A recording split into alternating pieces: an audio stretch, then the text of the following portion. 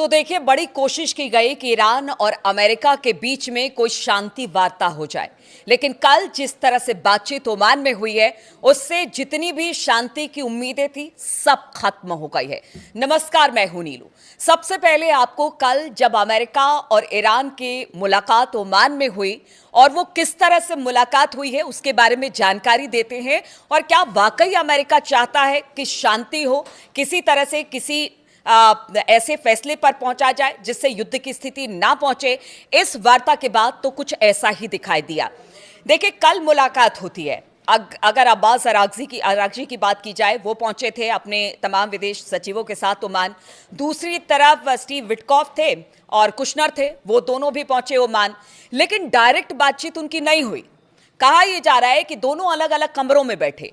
Oman के विदेश जो मंत्री थे वो कभी अब्बास अरागची के पास आते थे, उनकी बात यहाँ पर स्टीव विटकॉफ के पास लेकर जाते थे, फिर वहाँ से कुछ बात होती थी, फिर वो अरागची के पास आते थे। तो इस तरह से इनडायरेक्ट वे में बातचीत हुई है, इस तरह से जानकार बताते, यानी डायरेक्ट एक टेबल पर एक मंच पर बैठकर बातचीत भी नहीं हुई।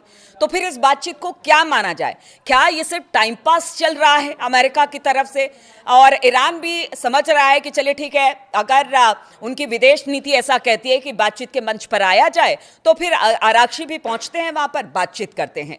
लेकिन ये इनडायरेक्ट बातचीत थी। पहले दौर की बातचीत हुई, लगा कि ठीक है दूसरे दौर में कुछ बातचीत सामने आएगी या फिर किसी बिंदु पर सहमति बनेगी, लेकिन दूसरे दौर आते आते सारी बातचीत खत्म हो गई।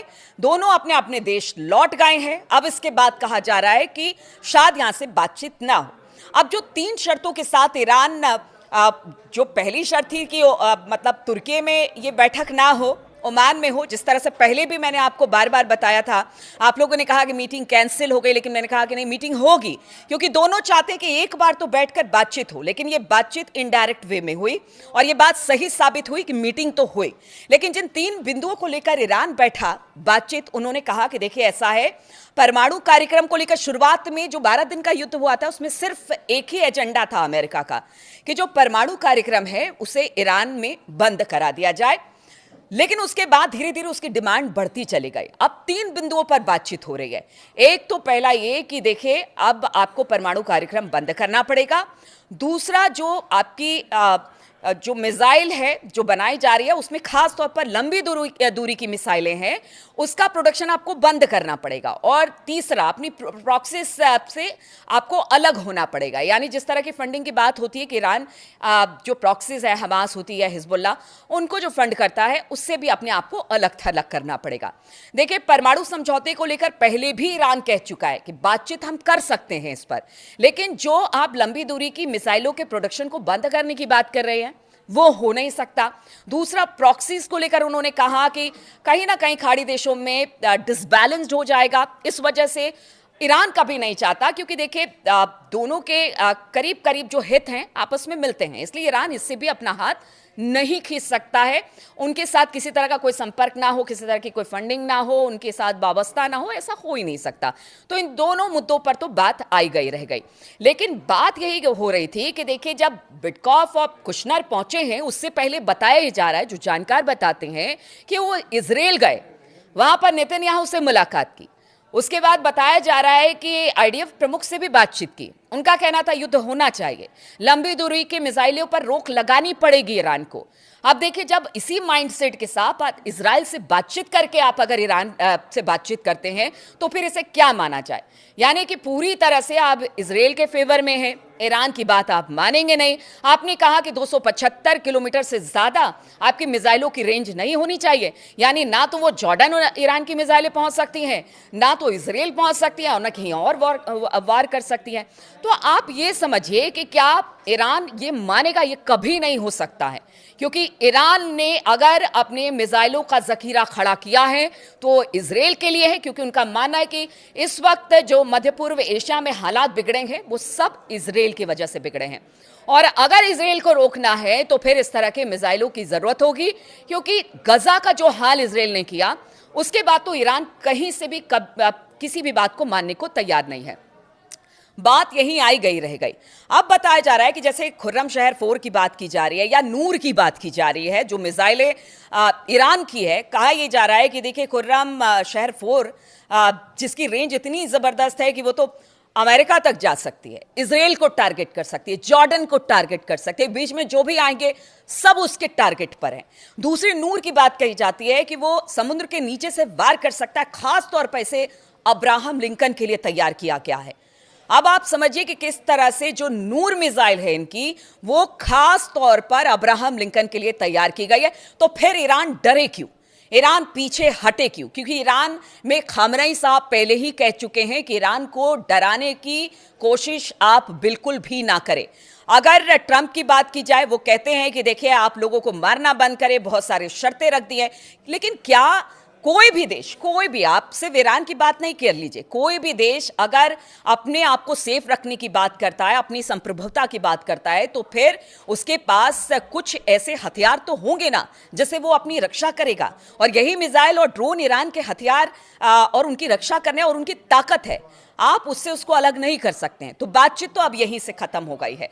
अब बताया ये जा रहा है कि देखिए इजराइल, हो सकता है कि जो ट्रंप है वो टाइम ले रहे हैं, समय ले रहे हैं, बातचीत का प्रोपेगेंडा खड़ा कर रहे हैं, क्योंकि उनको युद्ध चाहिए। दूसरी ओर इजराइल कह चुका है कि कहीं ऐसा ना हो कि ये बातचीत यहीं पर खत्म हो जाए और फिर मैं ईरान के मिसाइल के दायरे में रहूं और हमेशा मेरा और मेरे देश के ऊपर एक संकट खड़ा रहे कि कभी भी ईरान की मिसाइलें गिर सकती हैं।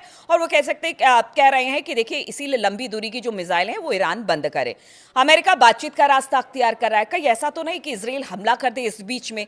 ईरान इसके लिए पूरी तरह से तैयार है। ईरान समुद्र से लेकर, खासतौर पर अगर हॉर्मुज जलडमरू की बात की जाए या यमन की बात की जाए, इस वक्त चारों तरफ जो ईरानी ड्रोन है, या फिर कहा यह जा रहा है कि कुछ ऐसी छोटी छोटी नावें तैयार की गई हैं जिसमें मिसाइलों से लैस है, उसमें कोई व्यक्ति नहीं है, वो जाएगा टारगेट करेगा, उसको भी सक्रिय कर रखा है। यानी ईरान पूरी तरह से तैयार है कि ठीक है, आप अगर जंग करेंगे तो उसका खामियाजा भुगतना पड़ेगा, और सिर्फ खामियाजा आपको नहीं पूरी दुनिया को भुगतना पड़ेगा। ईरान को कमज़ोर समझने की आप बिल्कुल एक तरह से कह लीजिए कि आप ये मत समझिए कि आप वेनेजुएला हैं और ईरान को आप वो समझ रहे हैं, तो ऐसा नहीं है। दूसरी तरफ अगर बात की जाए, बातचीत होती है और ठीक उसके 2 घंटे के बाद कुछ और सैंक्शंस अमेरिका की तरफ से ईरान पर लगा दिए जाते हैं। तो आप ये समझिए कि बातचीत का तो नाटक यहां पर सिर्फ अमेरिका की तरफ से हो रहा है, स्ट्रेटेजी कुछ और है। और ईरान को लेकर अमेरिका ये सोच रहा है कि अंदर से हालात खराब है, जो उसकी माली हालत है बहुत अच्छी नहीं है, ये समय है जब ईरान पर हमला किया जा सके। और इसी वजह से उसने तमाम सैंक्शंस और 2 घंटे के भीतर भीतर, बातचीत के सिर्फ 2 घंटे के भीतर भीतर कुछ और सैंक्शंस ईरान पर लगा दिए हैं। इधर अमेरिका ने अपने लोगों से कह दिया है कि देखिए भाई, आप ईरान छोड़कर निकल जाए, आप अगर नहीं निकल सकते हैं कुछ ऐसी महफूज जगह पर चले जाए जहां पर आप अपने आप को बचा सकते हैं, अपना फोन चार्ज रखें, अपने लोगों से आप बातचीत करते रहे ताकि आप संपर्क में रहें।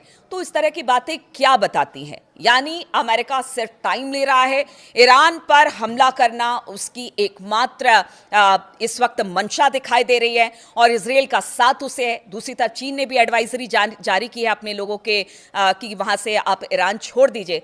लेकिन देखिए, इस बार अमेरिका और इजराइल साथ हैं, तो चाइना जो है वो पीछे से ईरान के खड़ा है और वो कभी भी ईरान का साथ नहीं छोड़ेगा। कह रहे हैं कि अगर ये जंग शुरू होती है तो फिर ये महाविनाशक होगी। तीसरे विश्व युद्ध इसे कहा जा रहा है कि तीसरा विश्व युद्ध ये होगा, और चीन अगर ईरान के साथ हैं तो फिर उनका जो मिसाइल जखीरा है वो कभी खत्म नहीं होगा। लगातार खून खराबा, वार पलटवार देखने को मिलेगा अगर ये युद्ध शुरू होता है। तो ऐसे में यही कहा जा रहा है कि युद्ध ना हो। अरब देश भी चाहते हैं कि अरब में जो खाड़ी देश है उसमें अशांति बरकरार नहीं रहनी चाहिए, क्योंकि कहीं ना कहीं देखिए तेल से भी जुड़ा मामला है, विकास से भी जुड़ा मामला है।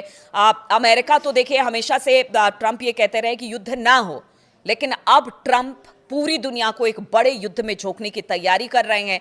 तैयारी अपने तरफ से भी पूरी कर ली गई है, क्योंकि देखिए अमेरिका के पास सब जानते हैं कि कितना बड़ा उसका सैनिक जमावड़ा इस वक्त खाड़ी देशों के इर्द गिर्द है और खासतौर पर ईरान को घेरे हुए है। लेकिन ईरान अपने मिसाइल और अपने ड्रोन के साथ खड़ा है कि इस बार चैलेंज ऐसा होगा कि अमेरिका को ये सोचना पड़ेगा कि कहीं वो इतिहास की सबसे बड़ी भूल तो नहीं कर रहा है। और अगर यहां से अमेरिका पीछे हटता है तो फिर समझिए कि अमेरिका की साख पर किस तरह से सवाल उठते हैं। आगे आने वाले दिनों में हर वो बात स्पष्ट हो जाएगी जिसमें अमेरिका और ईरान के भविष्य का फैसला हो जाएगा। इसलिए हमारी भी नजर लगातार इस पर बनी हुई है। आप बने रहिए हमारे साथ।